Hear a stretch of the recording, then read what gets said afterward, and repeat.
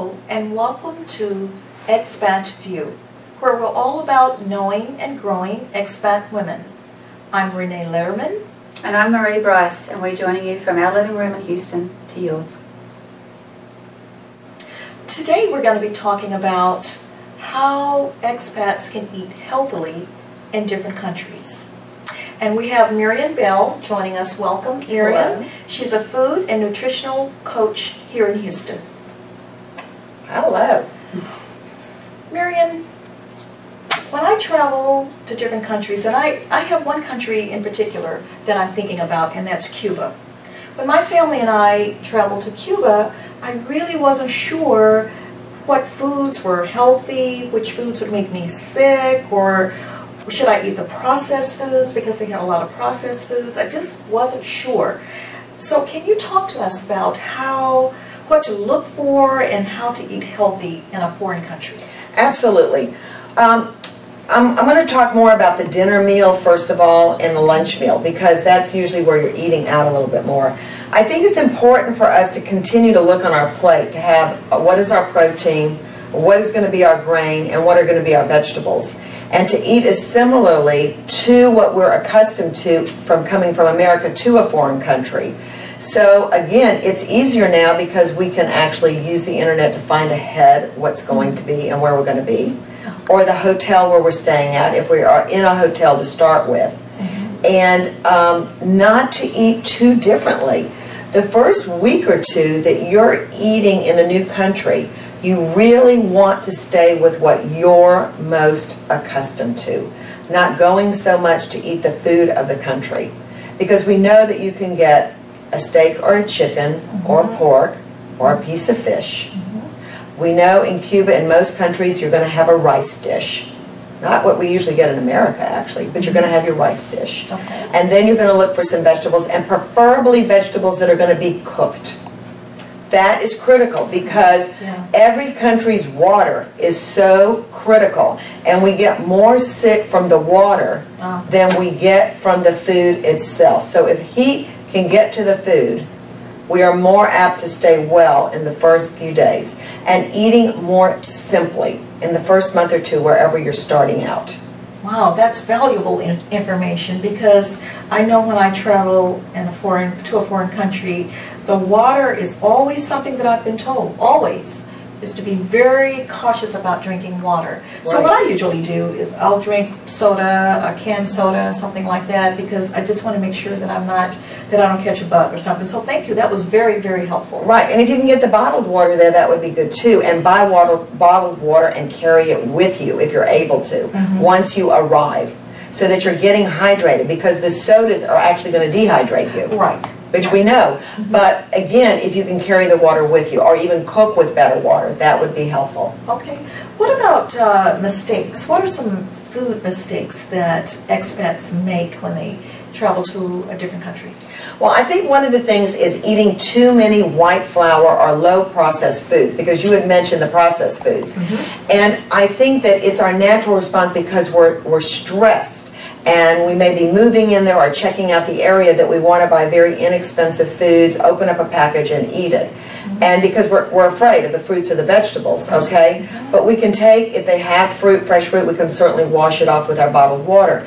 But again, making sure that you're planning ahead and not leaving it up to the fact, well, I didn't unpack, or I'm traveling, checking out the area. You really want to immediately, just as if you were taking care of a child, go and get the foods you need and have a bag that you're carrying around with you, so that you're getting better quality foods and not just eating sugar, sugar, sugar, which actually lowers your immune system, makes you weak.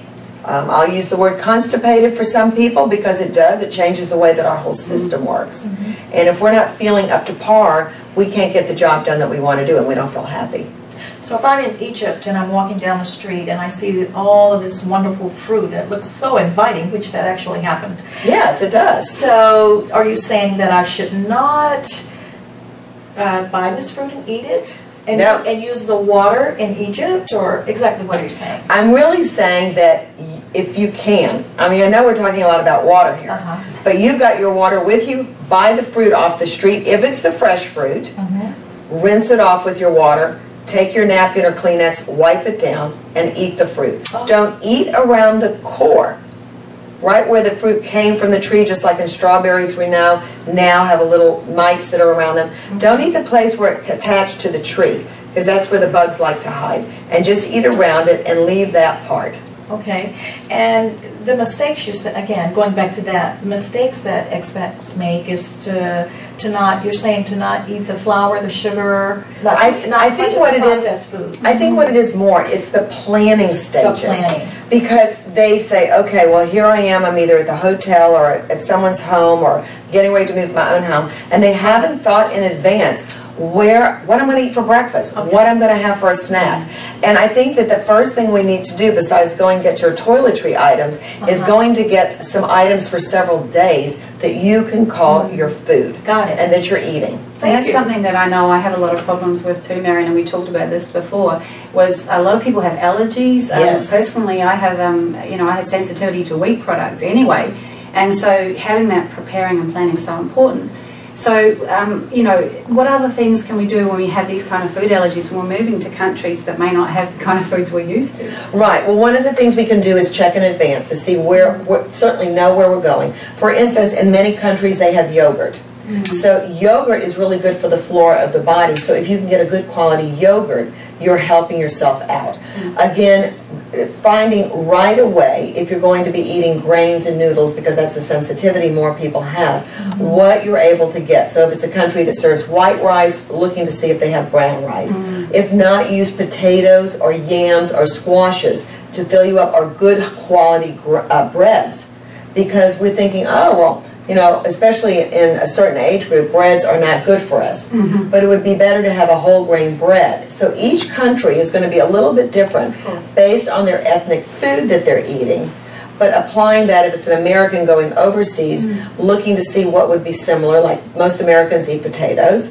Most Americans still eat rice. So looking for foods that are similar to what we're having. Because, again, if you're going to India and you're not used to spicy food, and you go That's my next question. Right, and you're going to have spicy food, and you already know you're an American who happens to have a tongue that doesn't do spicy at all. You're going to Mexico, you don't do hot peppers. You're having to start to look for the foods that will really work for you. You can always add those condiments. So again, if you don't speak the language and you're afraid that you're going to be in a restaurant where you need a cheat card, a card that you can hand to the waiter saying, I have allergies to wheat products, or I have allergies to dairy products. So please don't make my food with dairy, even butter, and explaining what butter is. That's a great idea. I have friends that go to Japan. They're vegetarians. They had a little card that says, please do not let me have food that's swimming in oil, because the soups in the morning are swimming in oil, and I don't eat meat. Tofu would be my choice, or beans. And they handed that card to the waiter. And it's interesting you talked about the fresh foods before. I mean, I know I made this mistake in many countries, was trying to eat healthily and eat salads. And eat things that are like fresh fruit and fresh vegetables. And so it's really difficult to try and get the fruit and the vegetables clean to start with.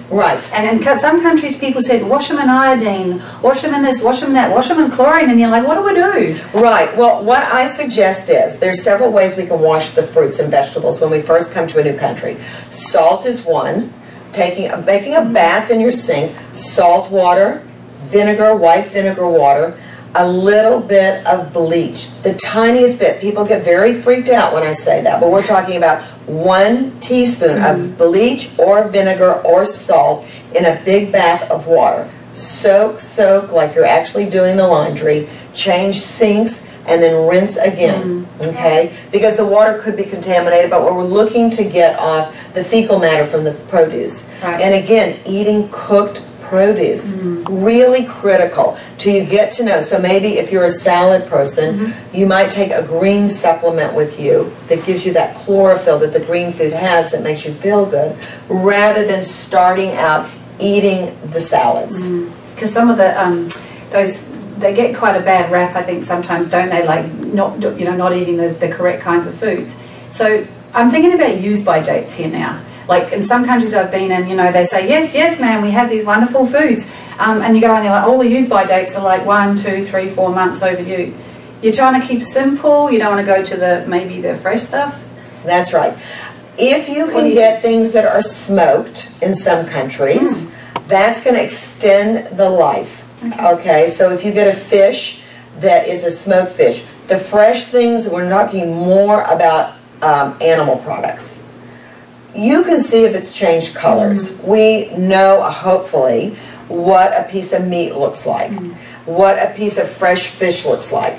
If it has a white residue on it, even through the wrapping, you're going to know that that's not fresh. You can even smell it through the packaging. Things that have expiration dates, the next thing would be dairy products. Really, in all true reality, dairy can be without very much refrigeration. That's how it's created in its far. So we don't have to be so mindful. It's really the fish and the meat that you have to worry so much about. And I invite people to have more beans, because beans is a good way to transition into a new product. And almost every ethnic persona, except in the United States, beans are the food of choice. So true. For protein. So true. Yes, we're used to so much animal products in America. It's the opposite for people that are coming here. They're like, whoop-de-doo, yes, we have meat, more meat than they would have in their normal country. Excellent. Yes. It's amazing. I remember the very first experience I ever had with having poultry overseas was asking my husband to bring home some chicken. Oh yes, chicken with the head on it, right? It was, no, it was dead, but it was very warm. Yeah, very warm. Very warm and almost had a beating heart.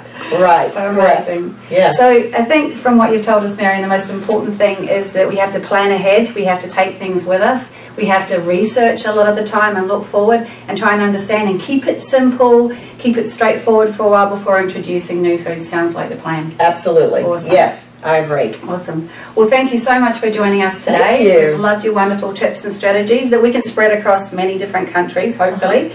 If you would like to find out more about Marian and her all the wonderful information she has on nutritional wellness and on coaching around this area, you can have a look on our website on www.expaTView.com. And we're actually going to try and twist Marian's arm to come back next week and tell us about how to be healthy and to have really good nutritional plans and planning with our children as we move with them overseas. And we'd also like to invite you to visit our webpage, our Facebook page, and tell us about your experiences with foods in different countries. We'd like to thank you again for joining us from our living room in Houston to yours.